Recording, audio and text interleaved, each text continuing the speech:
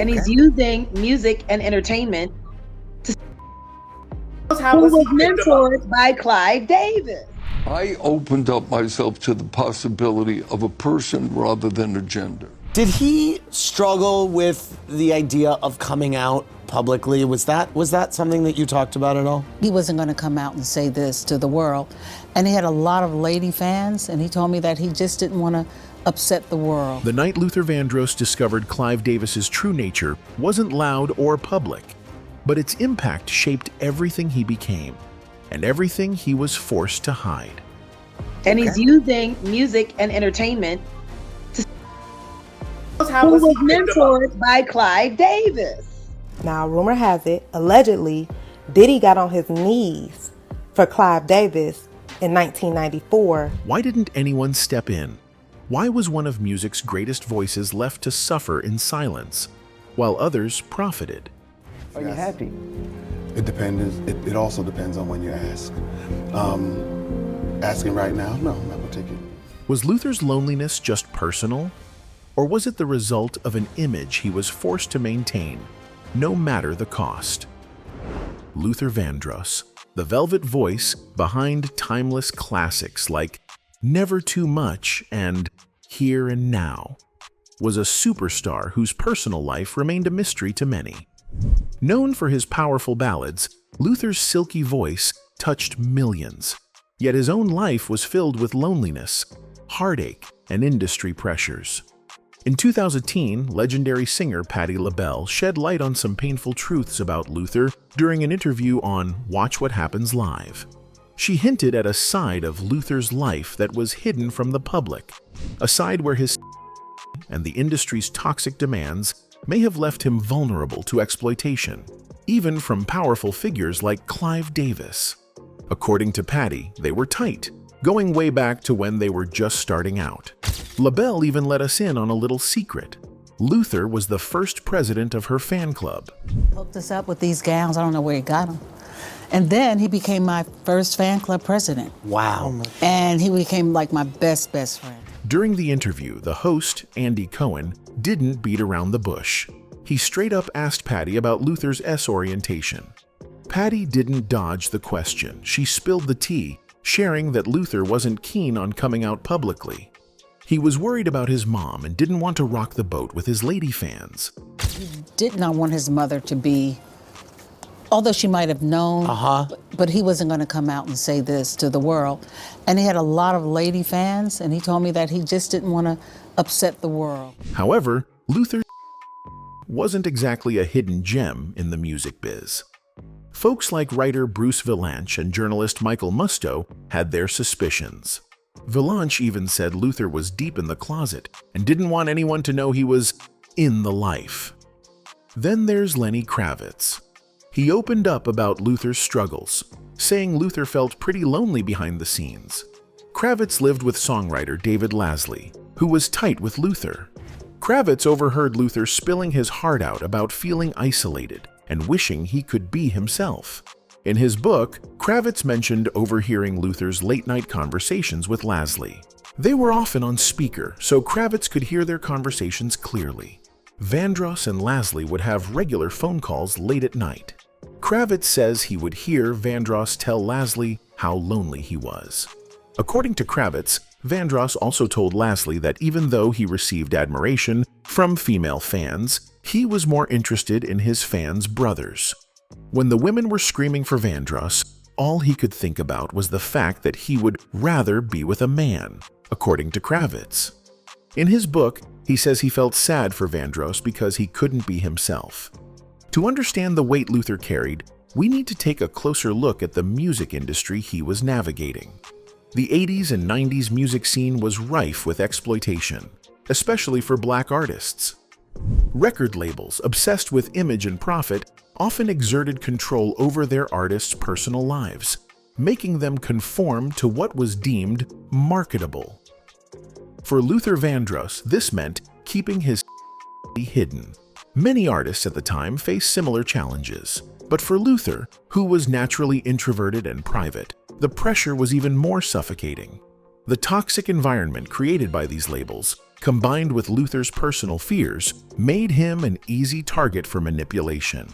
Industry rumors have swirled for years that executives like Clive Davis, known for shaping the careers of many music legends, could have had a more controlling hand in Luther's personal and professional life. Davis himself is no stranger to controversy, with several artists accusing him of using his influence to maintain power over their careers. There are whispers that Clive Davis may have used his position to demand more than just talent from his artists.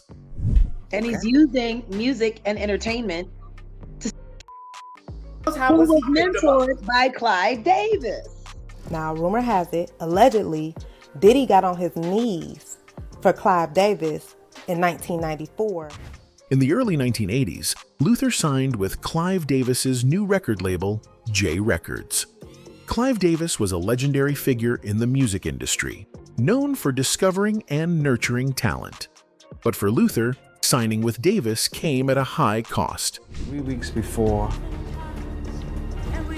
the show was due to be taped, I called up Dion. I said, you know what? I can't do Soul Train, the second one. I can't do this. I can't do it. After joining J Records, Luther's career initially soared. He released several successful albums and enjoyed commercial success. However, the pressures of the industry began to take a toll on him. Luther struggled with his weight, his health deteriorated, and he became increasingly isolated. Exclusive interviews reveal that Luther was not happy. He felt trapped by the demands of the industry and the constant pressure to produce hits. Friends and colleagues noticed a change in him, both physically and mentally. One prominent name that stands out in all this is Clive Davis, a figure synonymous with success in the music industry. As the founder of Arista Records and later J Records, Davis played a pivotal role in shaping the careers of countless artists. But his methods and influence have also been the subject of controversy. They're never going to do anything. They're going to put you on the shelf because Clive Davis paid them to sign you, so you be stuck. Davis was known for his hands-on approach and his ability to spot talent. However, his management style was often criticized for being overly controlling. Artists under his guidance were expected to conform to his vision, sometimes at the expense of their own creativity and well-being. Luther Vandross's experience with J Records highlighted some of these issues. While Davis helped propel Luther to new heights of success, the demands and expectations placed on him were immense. Luther's health problems and personal struggles were exacerbated by the pressures of the industry. But could Clive Davis have exploited Luther, asking for favors that crossed professional boundaries? Patti LaBelle's revelations opened the door to the possibility that Luther's life was not only controlled by his fear of rejection, but also by the industry's hidden demands. You're happy. It also depends on when you ask. Asking right now? No, not particularly. Luther Vandross's silence wasn't just personal. It was enforced by the very system Clive Davis helped build. A system that rewarded obedience and punished truth. Years later, that same system shaped another rising star, Diddy. Clive mentored him, opened doors, and passed down the tools of power. And now, as Diddy faces federal scrutiny, Luther's story feels less like a separate tragedy and more like an early draft of the same playbook. But Luther Vandross wasn't directly tied to Diddy's trial. His name never came up in testimony. There was no leaked audio linking them. But the timing of his death and the way the music industry responded, it all mirrors the exact playbook being dissected in Diddy's federal case. Because this was never just about one man. This was about a system. And Diddy? He didn't build it. He learned it. From Clive Davis. I think there were two things working against me. And I think that, when I walked away, nobody really looked up. When Angie went public about her missing royalties and her stolen publishing, she didn't just name Universal. She began connecting the dots. Who was signing off on the payouts? Who approved the budgets? Who forced her to change her album title when Alicia Keys came along? who gave her project scraps while others got million-dollar backing. Clive. And Clive is the same man the industry credits with teaching Diddy how to operate.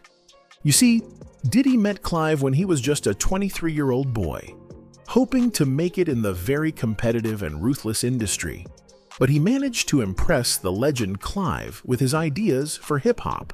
Clive talks about his first meeting with Diddy. He was looking for an artist who could really speak to the common people and found exactly what he was looking for in Diddy. Puffy was 23 years old, and I knew the artists that I had. Aretha, Dion, Whitney was one kind of music, Davis said. LaFace ushered in blue-collared R&B at its height. But sensing the hip-hop revolution, both L.A., Reed, and I agreed that we could use someone really attuned to the street.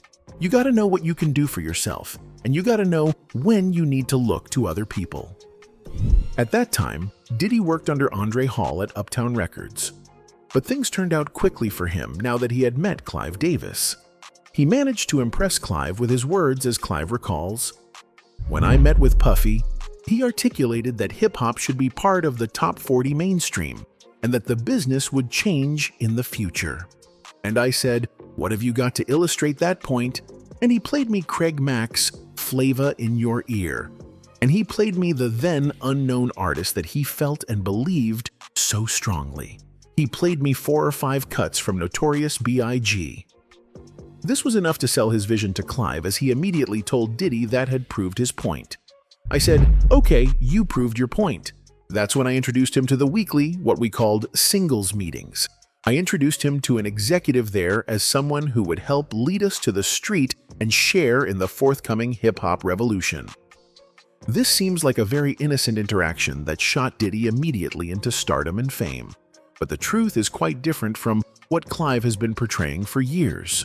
Turns out, all this was just a cover for Clive to have S-relations with men. And Diddy wasn't the only one he did it to, either.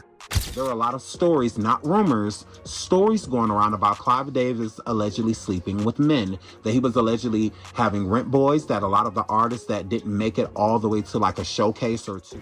Clive has been proven to get involved with up-and-coming artists after promising them a bright future in the music industry. Actually signing a deal that he had activity with these people before either dropping them or never signing them in the first place, more so of using them for sexual favors. It seems like Diddy escaped the fate of being discarded after having a relationship with Clive, as Clive did help him in setting up his own record label, Bad Boy Records, and continued to fund it for years. Clive has been very forthcoming about his S-orientation, but Diddy has never spoken about it himself. You see, Clive Davis has made quite a name for himself with his music productions, but now he's being talked about more for his S endeavors.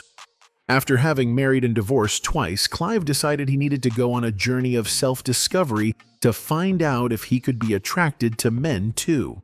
I opened up myself after the failure of my second marriage, never having had anything with a man, to see, could I be attracted to the person? This soul-searching made him realize that he isn't as straight as he had imagined himself to be for 50 years of his life. Not the gender. And I did find that I could be attracted to a man, while I still am very attracted to a woman. After Clive had this realization, he decided he was at that point in his life where he wanted to be with a man. In 1990, he entered into a monogamous relationship with an unnamed male doctor. That relationship ended in 2004. Clive says he has never been ashamed of being attracted to men. I never felt shame, no. I felt puzzled.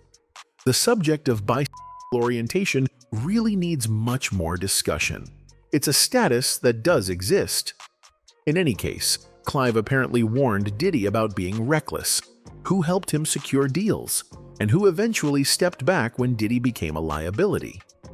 So what happened next? Diddy started spiraling. The lawsuits started piling up. The rumors became federal investigations.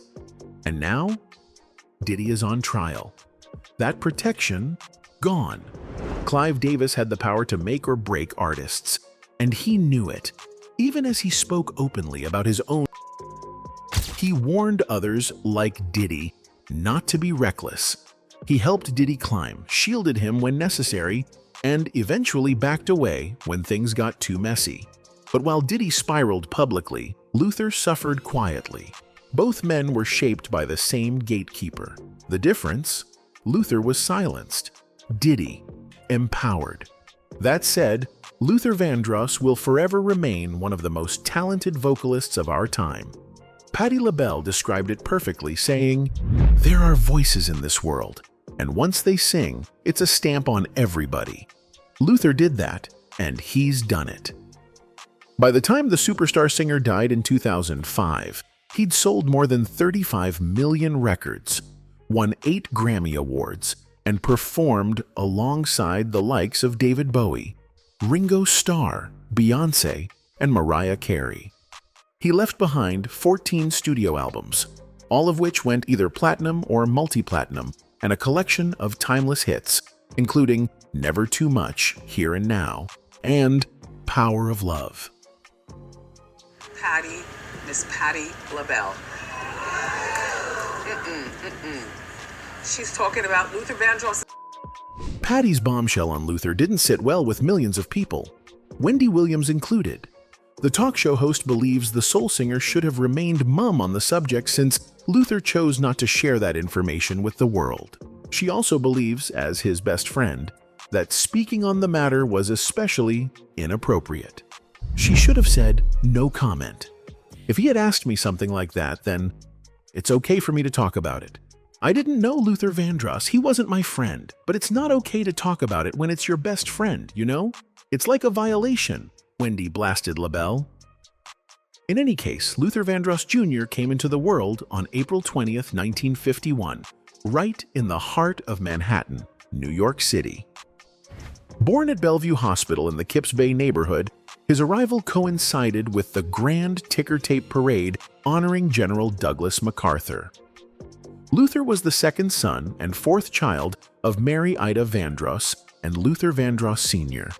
His dad was not only a talented singer, but also made a living as an upholsterer, while his mom worked as a nurse. Growing up, Luther called the Alfred E. Smith houses in Manhattan's Lower East Side home, where he spent his early years surrounded by the bustling city life. At just 3 years old, Luther's love for music started to blossom. With his very own phonograph, he taught himself to play the piano by ear, a remarkable skill for such a young age. However, tragedy struck Luther's family when his father passed away from diabetes when Luther was only 8 years old. In 2003, Luther penned the heartfelt song "Dance with My Father" as a tribute to his dad, drawing from fond memories of their family's joyful moments of singing and dancing together. Following his father's death, Luther's family moved to the Bronx when he was 9. It was here that Luther's passion for music truly took flight, thanks in part to his sisters Patricia, Pat, and Ann, who introduced him to the vibrant music scene of the time. They regularly took Luther to iconic venues like the Apollo Theater and theaters in Brooklyn to witness performances by music legends Dionne Warwick and Aretha Franklin. Patricia herself was involved in the music industry, singing with the vocal group The Crests and being featured on several hit songs. After graduating from William Howard Taft High School in the Bronx in 1969, Luther briefly attended Western Michigan University before dropping out to pursue a career in music. During his high school years, Luther founded the first ever Patti LaBelle fan club, showcasing his early admiration for musical talent. He also performed with the group Shades of Jade, making appearances at the Apollo Theater and participating in the theater workshop, Listen, My Brother. Throughout the 1970s, Luther's career gained momentum as he lent his vocals to various artists, including Roberta Flack, Donny Hathaway, and Chaka Khan. He also dabbled in songwriting, contributing to hits like Everybody Rejoice, A Brand New Day for the Broadway musical The Wiz. Everybody look around, 'cause there's a reason to rejoice, you see. Despite these successes, Luther faced challenges in achieving commercial success with his group Luther, which he was part of in the late 1970s. Undeterred, Luther continued to make strides in the music industry, writing and singing commercial jingles for major companies and collaborating with renowned artists like Greg Diamond's Bionic Boogie. By the late 1970s, Luther's talent as a session singer was in high demand, and he lent his vocals to numerous projects, including Quincy Jones's album Sounds and Stuff Like That, and the group Charm's album Let It In. The 1970s laid the groundwork for Luther's solo career, setting the stage for the monumental success he would achieve in the decades to come. Vandross hit his big break when he joined forces with the acclaimed pop dance group Change, masterminded by French-Italian entrepreneur Jacques Fred Petrus. Their smash hits in 1980, The Glow of Love and Searching, showcased Vandross's powerhouse vocals as the lead singer. Reflecting on The Glow of Love in a 2001 interview with Vibe magazine, Vandross described it as the most beautiful song I've ever sung in my life. Both tracks featured on Change's debut album, The Glow of Love. In 1981, Luther Vandross was offered a chance to feature on Change's successful follow-up album, Miracles, but turned it down due to disagreements over money with Petrus, the producer. Instead, he signed with Epic Records and launched his solo career with his debut album, Never Too Much. Despite not appearing on Miracles, Vandross still contributed background vocals to the album and helped with another of Petrus's projects, the BB and Q Band. Never Too Much became a huge success, especially the title track, which Vandross wrote himself. It topped the R&B charts and marked the beginning of a strong partnership with bassist Marcus Miller and arranger Nat Adderley Jr., both of whom would play major roles in his music career. Throughout the 1980s, Vandross released several successful R&B albums, cementing his place as an R&B icon. While his albums made big waves on the charts, they didn't always perform as well on the pop charts. However, he had two notable hits during the decade: Stop to Love in 1986 and There's Nothing Better Than Love, a duet with Gregory Hines. Beyond his own music, Vandross also made an impact behind the scenes. He produced 2 albums for Aretha Franklin in the early 80s and worked with Dionne Warwick on her album, How Many Times Can We Say Goodbye? He also wrote and produced songs for other artists like Diana Ross. In 1985, Vandross discovered Jimmy Salvemini on Star Search and helped him secure a record deal, producing his album Roll It in 1986. Around the same time, Vandross lent his voice to Stevie Wonder's hit Part-Time Lover and made vocal contributions to other projects, like the animated series Zack of All Trades. As the 80s ended, Vandross's compilation album The Best of Luther Vandross. The Best of Love featured his first top 10 pop hit, Here and Now. In 1990, he contributed to Whitney Houston's album and made a guest appearance on the TV show 227. He continued to release successful albums in the 90s, winning multiple Grammy Awards, including for his hit Power of Love. When I say goodbye, it is never for long. In 1994, Vandross teamed up with Mariah Carey for a duet of Endless Love, and in 1997, he won another Grammy for Your Secret Love. After his time with Epic Records, he moved to Clive Davis's J Records, releasing more hits like Take You Out. In 2003, Vandross released Dance with My Father, which debuted at #1 on the Billboard 200 and solidified his legacy in music history. The title track, dedicated to Vandross's cherished memories of dancing with his father, earned him and co-writer Richard Marx the Grammy Award for Song of the Year in 2004, along with Vandross's 4th and final award for Best Male R&B Vocal Performance.